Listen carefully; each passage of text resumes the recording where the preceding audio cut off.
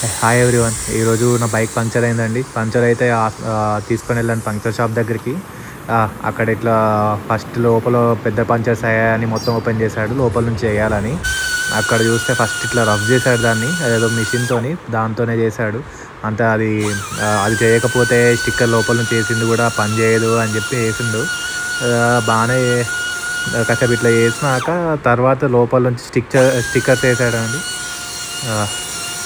ఆ సౌండ్ మీకు వినబడుతుంది చూడండి. అదే పైపు మనకు గాలి కొట్టే పైపే, దానికే ఇది పెట్టి ఇట్లా రబ్ చేశాడు మొత్తం.